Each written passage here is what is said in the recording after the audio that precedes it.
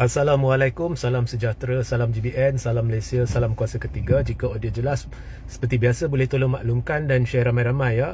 Kita masih berada dalam fasa shadow ban yang berpanjangan. Dan jangan lupa sertai Telegram saya, iaitu Telegram Regi JC Rita Udin. Okey,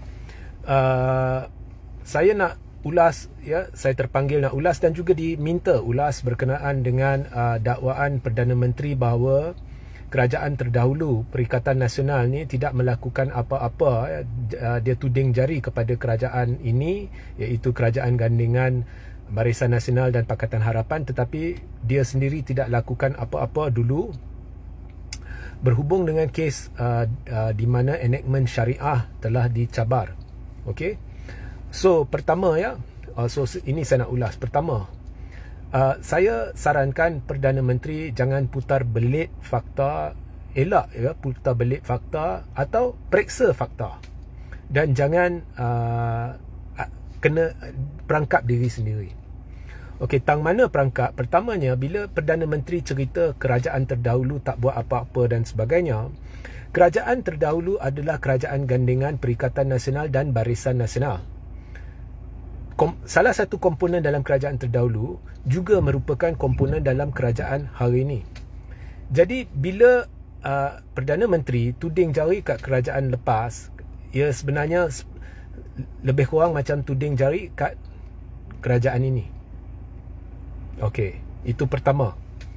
Kedua ya, seperti yang telah dijelaskan oleh Taqiyuddin Hassan di dalam parlimen dengan cukup baik ya, Perdana Menteri kata kerajaan terdahulu tak buat apa-apa dan dia cuba politikkan isu ni, dan dia kata dia baru jadi Perdana Menteri pada bulan November tahun lepas, jadi gambaran diberikan banyak yang dia tidak tahu juga.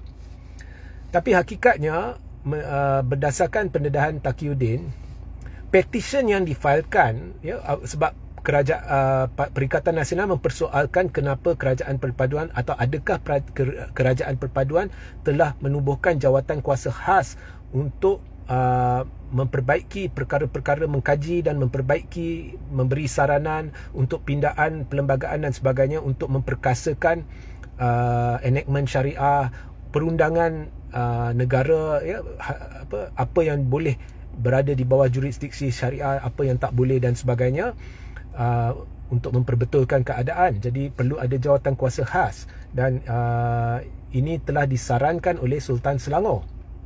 Okey, jadi kerajaan Perikatan Nasional tanya kerajaan, dah buat ke belum? Perdana Menteri kata saya baru jadi Perdana Menteri bulan November tahun lepas.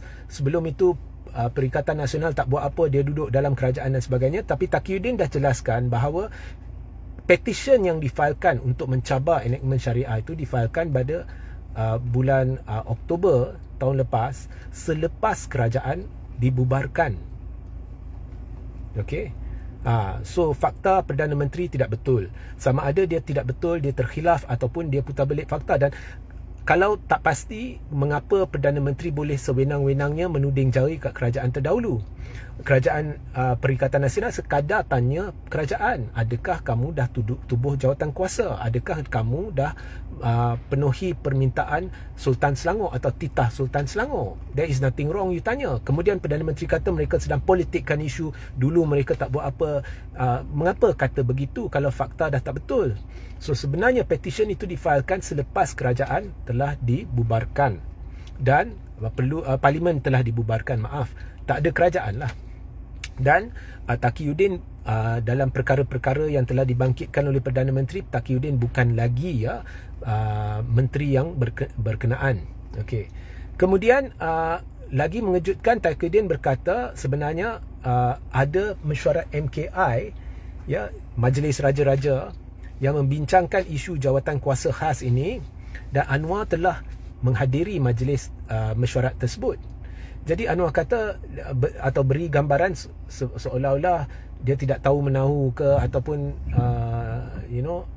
jangan tanya saya lah berkenaan jawatan kuasa itu, sedangkan dia hadiri mesyuarat pada bulan Ogos tahun ini. So macam mana dia tidak boleh tahu? Kemudian 4 hari yang lepas, JAIS, Jabatan Agama Islam Selangor, telah membuat satu kenyataan meminta menyegerakan penubuhan jawatan kuasa khas. So gambaran diberikan di sini sebenarnya jawatan kuasa khas ini belum ditubuhkan, atau kalau dah ditubuhkan memang tidak diberitahulah. So saya ni lihat banyak putar belit, banyak kenyataan yang dibuat oleh Perdana Menteri yang tidak patut, yang sekarang berunsur fitnah. Contohnya anda berkata mereka dulu tak buat, tak endah. Ya, masa tu petition belum difailkan. So inilah menjadi asas kepada kebimbangan dan syak bahawa kerajaan lah ni sedang sebenarnya menyokong petition yang difailkan untuk mencabar enactment syariah Kelantan. Ya. So saya rasa Perdana Menteri perlu berhati-hati dengan kenyataan-kenyataan dia. Kalau tidak tahu fakta, jangan tuding jari, jangan fitnah. Walau bagaimanapun apa yang dikatakan betul, iaitu ini adalah isu perundangan, bukannya isu yang benar-benar merupakan satu usaha untuk menghapuskan ataupun mengekang kuasa Mahkamah Syariah. Ini adalah satu isu perlembagaan, iaitu terdapat satu grey area, satu kawasan dalam perlembagaan yang agak kabur sama-sama yang boleh menjadi pertikaian. Ya, sebab ada satu jadual dalam perlembagaan, jadual 9, ada senarai kesalahan persekutuan, ada senarai kesalahan negeri dan juga bidang kuasa Mahkamah Syariah. So dia disenaraikan dengan jelas, tapi ada pengecualian. Jika satu kesalahan yang melibatkan orang beragama Islam di bidang kuasa Mahkamah Syariah yang sudah tersenarai dalam senarai persekutuan, maka ia bukan lagi dalam bidang kuasa Mahkamah Syariah. So timbul persoalan, adakah kita akan memberi, mahkamah akan beri keutamaan kepada pengecualian ini, ataupun mahkamah akan beri keutamaan kepada kesalahan yang membabitkan orang beragama Islam. So benda ni memang wujud boleh jadi satu pertikaian dalam perlembagaan. Bila benda jadi pertikaian, ia memerlukan tafsiran tambahan, dan tafsiran tambahan biasanya dibuat oleh hakim. So apabila seseorang hakim sudah membuat satu tafsiran, maka esok bila kes ini timbul, katakan ada satu kesalahan yang Mahkamah Syariah ingin bicarakan tetapi ia tersenarai dalam senarai persekutuan, untuk melihat sama ada Mahkamah Syariah ada kuasa atau tidak, mereka perlu rujuk juga kepada keputusan hakim, tafsiran hakim. Namun benda ini boleh diatasi jika perlembagaan diperbaiki. Sebab itu perlu jawatan kuasa khas seperti mana yang dititahkan dengan bijaksana oleh Sultan Selangor untuk mengkaji semula supaya bahagian itu boleh dimantapkan supaya tidak lagi mungkin berlaku pertikaian, dan kita jelas apa yang Mahkamah Syariah boleh buat, apa yang undang-undang persekutuan Mahkamah Syariah tak boleh buat. So memperkasakanlah kira perlembagaan dan juga bidang kuasa Mahkamah Syariah. So ini perkara berkait perlembagaan, itu betul.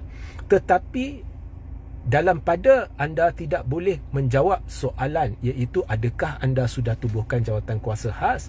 Ya, mengapa belum? Jika belum tubuh jawatan kuasa khas, mengapa 4 hari lepas JAIS mendesak agar disegerakan jawatan kuasa khas?